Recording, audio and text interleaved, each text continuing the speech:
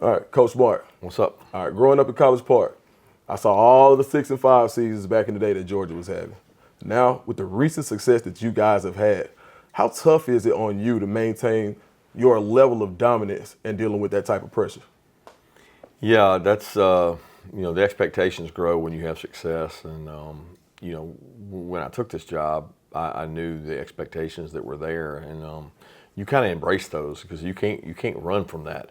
The fact that Georgia high school football is elite, it's one of the best high school football in the world. You know you're going to get good football players, and no excuse not to win at the University of Georgia. You do have to demand excellence, and you got to stay on top of things. But the program was winning before I got here. So Coach Rick and his staff did a tremendous job. We've just taken it to another level, and also caught some breaks with the way the playoffs set up to get more teams in with 4. But I'm proud of what we've done, but I'm also looking forward to what we're going to do. Speaking of the playoffs, last year you guys missed come up that much short.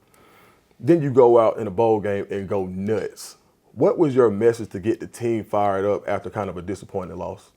Yeah, I don't know that I had to come up with a great message. We had really good leadership. So for me, it was like, all right, what do y'all want to do? Because we can look at this one or two ways. We can sit back and pout and whine about not making it in our last game against the SEC, or we can go attack this thing and go do something special for these seniors. And to be honest with you, a lot of the Javon Bullards, the Kamari Lasters, the Brock Bowers, the Maurice Mims, all those guys, man, they were like, lad, like we got one more chance. And they love football. I think if you build your program around kids that love ball and love that culture of like just playing football, then you don't have to worry about moments like that, because they're not motivated by just winning a championship or motivated just by NIL. They're motivated to win. Right. With your thirst for winning, like you are like a Kobe level type winner when it comes to your attitude and mentality, what's been your biggest focus this offseason personally for you to get better for this year? I think studying the game, trying to figure out better ways to maybe reach my players. I spent a lot of time in the off season with my family, studying other sports, studying other businesses, listening to podcasts. We've studied changes in the game, 2-minute. So you try to pick up things from other people, and I'm less into the scheme part of it, where Coach Schumann or Coach Muschamp or T-Rob or Dante, one of those guys wants to do a new scheme, or Coach Bobo's got a new play. I'm a lot more interested in, like, what's a new way we can reach our players? What's something we can do in school sessions that maybe impacts them off the field and keeps them making better decisions? And I spend a lot more time thinking about that. So you talked about reaching your players. Carson Beck right now is the betting favorite to be the Heisman Trophy winner. What does a successful season from him look like to you? Well, I always say success is defined by being the best you can possibly be. And I thought he probably exceeded those expectations in terms of that last year for a first-year starting quarterback. He did a lot of great things. Well, this year you got a lot of high expectations again for Carson Beck and for Georgia. So we don't run or hide from the Heisman talk. That's something that he embraces, we embrace. We know that if we play really good defense and get turnovers, he's going to have better performances. If offensively we're able to run and pass the ball and play action and be really good on third down again, he gets more opportunities. So he knows the more success we have as a team, the better that gives him a chance at some of that Heisman talk. And he's certainly deserving and worthy of that, and it's not something we run from. All right, Coach, you talked about the team and you talked about some of the pieces, the defense, how they can actually assist Carson in achieving his goals. Talk to me about the transfer portal. Georgia is very, very selective in the portal. What's your mentality or your thought process when you go to look for help in the portal? And talk to me about some of the guys who you may be excited about from the portal. Yeah, first thing is culture. I don't want to sacrifice culture at this place. I love my locker room. I love my players. I tell them all the time, and I said this during spring practice, if we could keep every single player here, I would be completely happy, because you went through our training, you went through our practices, you went through our December Bowl practices, you went through every bloody Tuesday we've had. Like, you are the core of what we have. We want to develop you from within. It's also inevitable that a kid is going to make a decision that maybe he has a better chance of playing somewhere else. And in the case that happens, I'm not going to punish the rest of the team and be deficient in an area. So we go into the portal and we look at it and say, okay, who can help us? Who fits our culture? First question we ask is, why did you go in the portal? And I sit back and listen. And, you know, if it's blame, it's all the coaches, all them, I'm really not interested. You know, because that then would become me at the new place. I want to hear them out and kind of hear what their reasoning is. And when they have good reasoning for why they're leaving and they fit kind of the unselfish culture we try to promote, then we're interested in them. When you talk about the culture, it's really important to bring in the right pieces. One of the major pieces that you brought in this offseason was Travaris Robinson from Alabama. What was your thought process in deciding on him being your guy, and what's he brought to the staff so far? Well, he's full of energy, enthusiasm. He can do a lot of different jobs. He's well liked on the road recruiting. He's well respected. He's a really good football coach. You know, he's worked under Coach Muschamp. He's worked under Coach Saban. Those are two guys I had as mentors, and I just saw it as it was a really good fit and a really good timing from a standpoint of him getting to come over here, continue to grow as a coach. He'd like to be a head coach one day. He's been a defensive coordinator and done it at a high level, and he sees it as a pathway to get there. He's also invested in these kids, but his reputation probably is what led me to hiring him, is that the people I trust said really good things about him, so I thought that was important. You talked about T-Rob's prowess on a recruiting trail. Last year, you got one of the biggest wins ever with KJ Bolden, and you actually said he may have a chance to help you this year. What has KJ done to earn your trust as possibly being a true freshman to play? Yeah, he practices really hard. He's very intelligent. He understands coverage in football. He comes from a great program in Buford. He learns quickly for a young player. I think that's a big hurdle for so many guys. They might be athletically qualified to play as a freshman, but they maybe can't learn all the different nuances of our defense or maybe what the offense does to us. He's had no issues picking that up. This is a really talented freshman class. Ellis has done a great job. There's a lot of guys in this class that we think are going to be able to provide depth or help or maybe even play on special teams. So KJ had a whirlwind recruitment. It was crazy. When did you know you were getting KJ?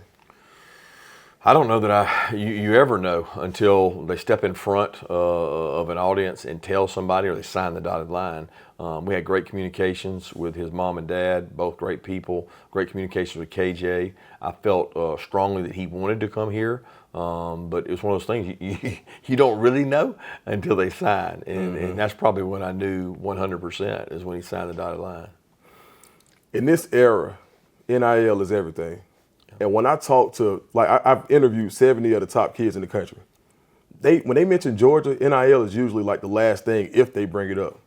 How have you been able to keep the main thing in terms of recruiting and bringing in players for your program? Honesty, communication. I don't know. We don't really know how other teams do it. NIL is so young and new within the last 3 to 4 years. You don't really have this like cookie cutter, this is how everybody does it. So we don't know how other people do it. We just know how we do it, and we don't put a huge emphasis on it. And when it becomes the emphasis, it tells us that, you know what, we might have to be careful here because he might not be here long if it's just about the NIL. So we try to not make it about that. For any of the players that you've recruited in the past, you have to say a name, where NIL was their emphasis. What's been the craziest kind of ask or demand that you've heard from one of these recruits? Well, there's some staggering numbers out there. You know, it's like people throw out numbers that another school is wrapping into a 3-year or a 4-year deal, and they add it all up. And it's foolish to me to think that somebody's going to say, well, over 4 years you're going to make X. Anybody can make those numbers seem what they want to seem and seem very staggering to a high school family that's saying, oh my gosh, I can get this much money over 4 years. But some of the things, I mean, whether it's cars or tickets, you know, that's the one that gets me is like NCAA says you get 4 tickets, that's what you get. And then when somebody comes in talking about, well, I need 50-yard line seats, that's not within my control. That's not within our power. Nobody's going to do that because the boosters and the fans that are paying for those are paying a whole different rate. When you go to the NFL, they make you pay for your tickets. So when you want to go out there and you want to have 8 family members there in the NFL, you're paying $120 a pop for those tickets. It's a whole different world than you getting your 4 comp tickets. Coach, you've had the pleasure of being of working with Bobby Bowden and Nick Saban. What would you say their plus trait was in coaching for each of them, and how have you integrated that into your coaching style? Yeah, I was really young with Coach Bowden, sponge, and just his demeanor and the way he carried himself day to day, ultimate optimist, very positive, joy to be around, just enjoyed being around the players and the coaches, and his staff meetings were very unique. I thought they were really cool because we started every staff meeting, with a devotion that each person in the staff had to lead, and he had some great characteristics that taught me a lot about. There's more to life than just football, life after football piece. Coach Saban, so many things. I spent so much more time with him, and his attention to detail and his ability to focus on whatever the meeting or task was at the time. He could go from 11 o'clock to 12 o'clock on academics, and then 12 to 1 was the defensive meeting, and then 1 to 2 was the special teams, and 2 to 3 was the offense, and he could transition through those really quickly. You're really close with Coach Saban, like you said. Tell me about a time he had to get on to you. Well, that was usually when I deserved it. That's the key to that is like there's a standard of excellence, and he doesn't drop that standard for anyone on his staff. He holds people to a high standard, and he holds himself to that standard. So, I don't know one time specifically, but there was times when we didn't do what we were supposed to do, or maybe the attention to detail wasn't at the level we thought. His saying was always, if you're not coaching it, then you're letting it happen. And he would say that often. And if you're not coaching something, you're letting it happen, it can cause problems on your offense, defense, or your organization. And he was great about holding that standard. Now that he's retired, have you guys had any conversation about you potentially breaking his national championship record? No, that doesn't come up in conversation. Not something that's talked about very often. That's a long way away for what he's done and the years he's put in. And he did it during a time when there was a lot of parity in terms of not like one dominant team. He won a lot of championships at one place, and pretty special. Coach Saban has been known to cut a rug. Oh, yeah. His electric slide is really, like, you can tell he's been to a few cookouts. Yeah.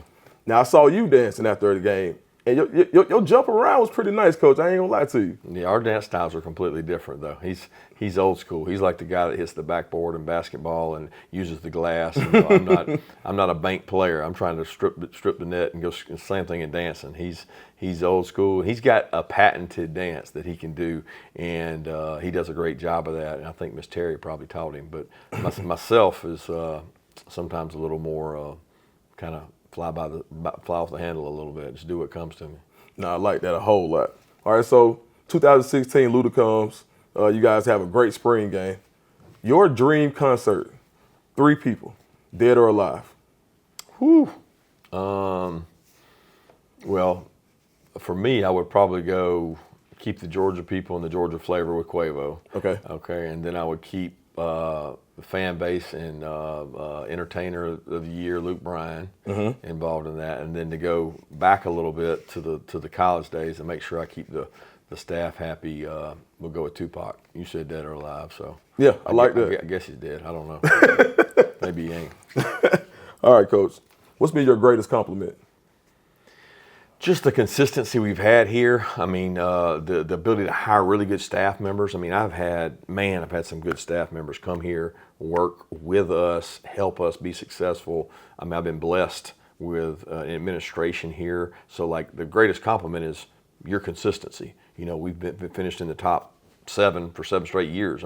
That's hard to do. And you look back over history, usually you have a blip in the radar. You have somebody that has a fall off year. We really haven't had that in terms of top 7, and that consistency is the greatest compliment. You got everything, Coach. The money, the program. You're living a great life. What keeps you up at night? I think reaching the full potential for each player individually. Like championships are great, winning games are great, kids getting drafted are great. Obviously, kids graduating is awesome. But did he reach his full potential, and did I impact him? Did we, as a program at University of Georgia, impact that young man as much as possible. I saw a special the other day on Lorenzo Carter of the Atlanta Falcons and how he's got his own farm now and he's doing his own thing. And I'm like, man, that's really cool. I got to be part of his life and hope that I had some impact on him to make him work harder in life. Speaking of Lorenzo, he's in the NFL. Every year, Kirby Smart to the NFL is all you hear. Coach Smart, NFL. What keeps you at Georgia? My passion for Georgia. Like I love investing in these kids. And I know when they come here, it's like, you know what? I get to pour into them. I get to see them graduate, become men. It's the age, you know, they're at an age when they're here that I think you can be more impressionable. Our staff can be more impressionable and leave a mark that lasts forever, a little more than the NFL side that's transactional. Now, I do think that college has become a little more transactional and like a business, but it's not quite what the NFL is. All right, in the alternate universe, you wake up, Coach Kirby Smart is now the GM for the St. Louis whatevers. You got to pick one player on offense that's currently in the NFL and one player on defense. If you had to start your team, who would you select? Man, I'd have to stick with, I think I'd go with two Bulldogs. I'm going to start on offense with a quarterback, and I'm going to go with Matt Stafford just because I think his leadership and his wisdom and the amount of playtime he's had. Yeah, he might not have a ton more years available, but the years he has, he's been there and done that, and I think he's elite at leading it. Defensively, I go with Roquan just because it starts in the middle. You better have somebody that can lead, direct, command respect, and do a lot of things, and I think those two guys are guys you build around. All right, you mentioned the Georgia quarterback. I remember seeing a story where it said that Coach, offensive coordinator Mike Bobo put some hot sauce in your drink one time. What did you say to him?